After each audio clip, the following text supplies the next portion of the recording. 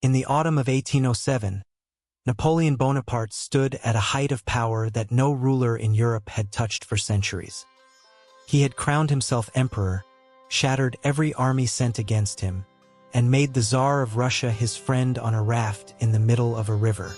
From the Atlantic coast to the borders of the East, the continent answered to one man. And yet, at that very summit, he made a decision that would slowly poison everything he had built. Unable to defeat Britain at sea, he resolved to strangle it instead, to seal an entire continent against British trade and choke the island nation into surrender. It seemed like the logic of a master strategist. In truth, it was the first step on the long road down. This is the story of how the giant, unbeatable on land, began to fall. Welcome back to History with Rohrman. This is episode 4 of our series, Napoleon Rise and Fall. In the last episode, we watched him seize power, crown himself emperor, and win the most brilliant run of victories in modern history, from Austerlitz to Jena to Friedland, until he stood as master of Europe at Tilsit. But we also saw the one thing he could never overcome: Trafalgar, Britain, safe behind its navy, untouchable and still at war. Today we watch that unsolved problem grow into a wound.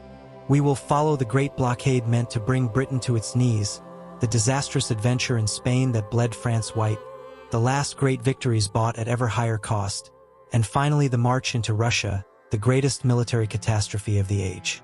This is the turning of the tide. Let us begin. First, the weapon.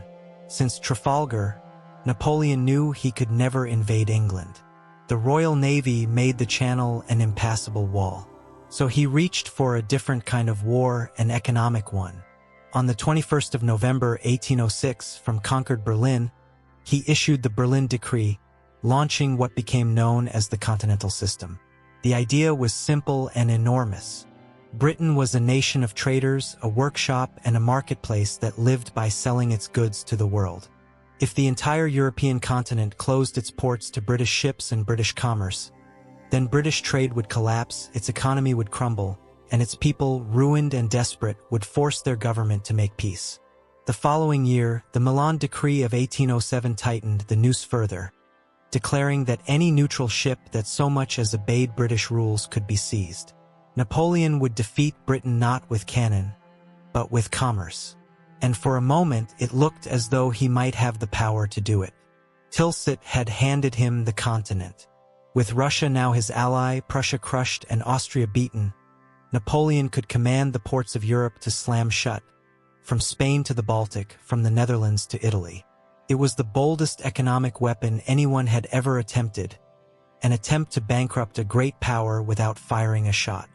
But here the trap in Napoleon's own logic began to close on him. To strangle Britain, every single port in Europe had to stay shut, all of them, all the time. And that was almost impossible to enforce.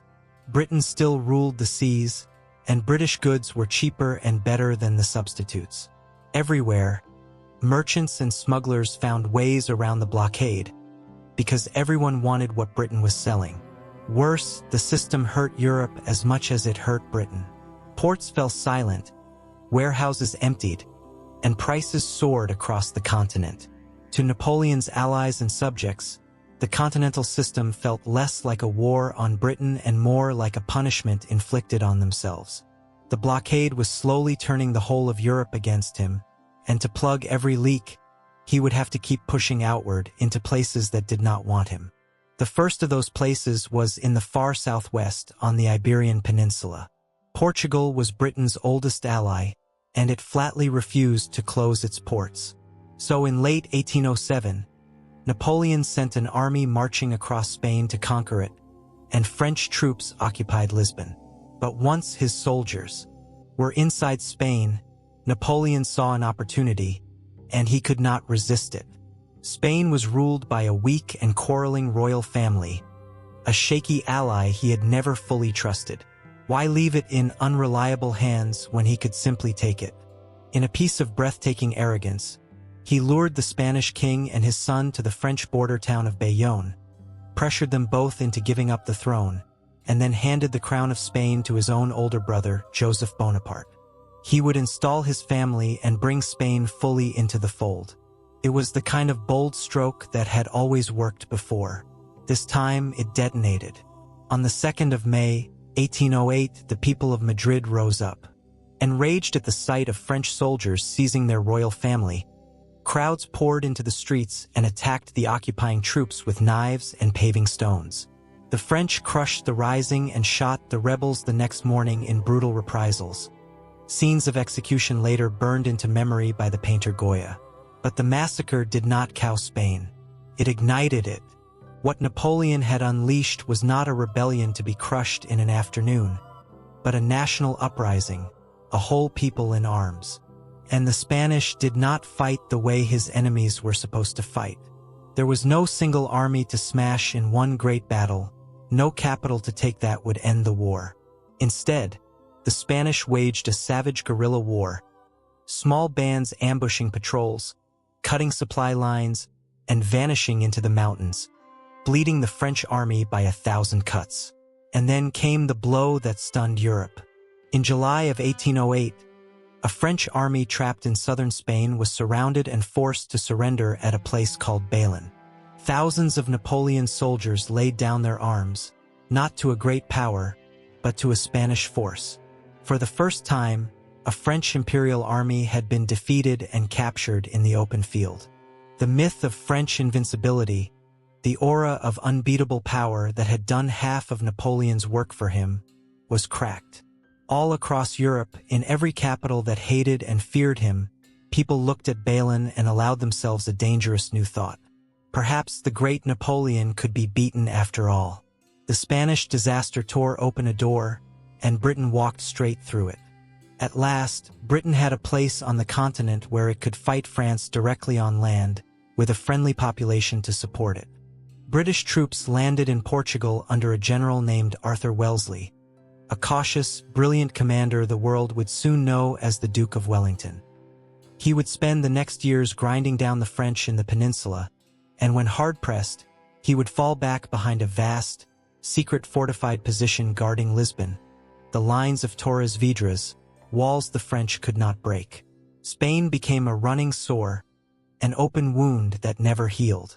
Napoleon himself called it his Spanish ulcer, draining away hundreds of thousands of soldiers year after year, in a war that could not be won and would not end. The master of Europe had impaled himself on a country he thought he could swallow whole. And his enemies were watching. Austria, humiliated at Austerlitz and desperate to recover its lost standing, saw France bogged down in Spain and decided the moment had come to strike again. In 1809, it went to war as the heart of a fifth coalition. But this Austria was not the same as before. It had reformed and rebuilt its army, and it fought harder than it ever had. In May of 1809, at the Battle of Aspern-Essling near Vienna, Napoleon tried to force his way across the Danube and was thrown back with heavy losses. For the first time in his career, Napoleon commanding in person had been defeated in a pitched battle. It was a warning that the world had changed. He recovered quickly. In July, he crossed the Danube again, and on the 5th and 6th of July, 1809, he met the Austrians in the enormous Battle of Wagram. It was a colossal clash, one of the largest battles yet seen, hundreds of thousands of men and hundreds of guns hammering at each other. Across 2 long days, Napoleon won. He drove the Austrians from the field and forced them, once again, to make peace, sealed that autumn in the Treaty of Schönbrunn. But Wagram was not Austerlitz. There was no dazzling trick, no masterstroke that shattered the enemy in an afternoon. It was a grinding, bloody battle of attrition, won by sheer weight and firepower, and it cost him dearly. His enemies were learning. They could no longer be tricked, only worn down, and each victory now came at a heavier price than the last. It was around this time that Napoleon turned to a very different kind of problem, one at the heart of everything he had built. He had made himself an emperor, but an empire needs an heir, a son to inherit the throne and carry the dynasty forward. And his beloved wife Josephine had given him no children. Without an heir, everything he had created might die with him, and the old kings of Europe were waiting for exactly that. So Napoleon made a cold, dynastic decision. In a painful scene, he divorced Josephine, the woman who had been with him through his whole rise, because she could not give him a son. And then, to secure his throne, he did something extraordinary. He married Marie-Louise, a young Archduchess of Austria, the daughter of the very emperor he had beaten again and again. In 1810, the outsider from Corsica, the soldier of the revolution that had guillotined a queen, married into the oldest royal house in Europe and became the son-in-law of an emperor. And in 1811, the prize arrived. Marie-Louise gave birth to a son, and Napoleon, overjoyed, gave the baby a grand title, the King of Rome. At last he had his heir. On paper, he had everything now: an empire, a dynasty, a royal wife, and a son to follow him. He had joined the club of ancient monarchs he had once terrified. But the marriage that made him a Habsburg son-in-law did not make him one of them in their eyes. To the old crowned heads, he was still the usurper, the ogre in a stolen crown, and beneath all the imperial splendor, the ground was already shifting. The blockade was strangling his own allies, Spain was devouring his armies, and far to the east, his greatest partner was quietly slipping away. Because the Continental System was tearing at the alliance that had held Europe together, the friendship forged at Tilsit between Napoleon and Tsar Alexander of Russia. Russia was a vast agricultural land, and it had lived by selling its grain, timber, and goods to Britain. The blockade was economic poison to the Russian economy, and it made the Tsar's nobles furious. By the end of 1810, Alexander had had enough. Russia effectively broke with the Continental System and reopened its trade. It was a direct challenge to the entire foundation of Napoleon's strategy. If Russia could defy the blockade and get away with it, then the whole system would unravel and every reluctant ally would follow. Napoleon could not let that stand. And so the two former friends drifted toward war, each convinced the other had betrayed him. To force Russia back into line and prove once and for all that his word was law across Europe, Napoleon assembled the largest army the world had ever seen. It was called the Grande Armée, but it was European more than French, drawing soldiers from every corner of his empire and every subject nation, perhaps 600,000 men in all. On the 24th of June, 1812, this vast host began crossing the river Niemen into Russian territory. It was a display of power meant to overawe the world, an army so enormous it seemed nothing could stand against it. Napoleon expected a short, sharp campaign. He would smash the Russian army in one great battle near the frontier, dictate terms, and be home before winter. It was the strategy that had never failed him. But Russia would not play his game. Instead of standing to fight, the Russian armies retreated, drawing him deeper and deeper into their endless country. And as they fell back, they burned everything behind them: crops, villages, food, and shelter, leaving nothing but scorched, empty land for the French to march across. This scorched earth strategy was murderous. The Grande Armée advanced through a wasteland, its supply lines stretching for hundreds of miles, its soldiers starving and its horses dying, all before a single great battle had been fought. The vast size that had made the army so terrifying now became its curse. It was simply too big to feed in an empty land.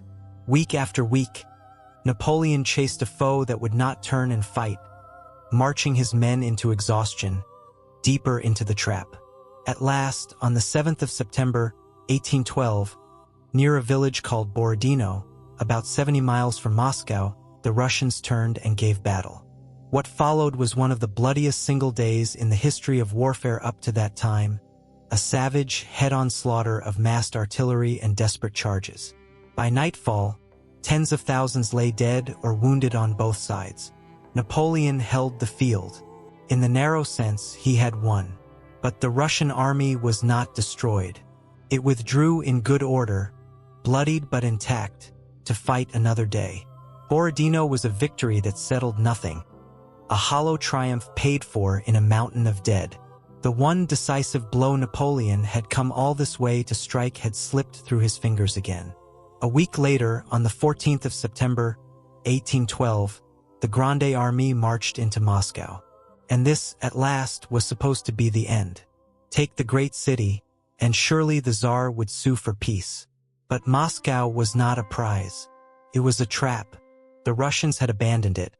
And as the French moved in, fires broke out across the city and spread into a vast inferno that consumed most of Moscow around them.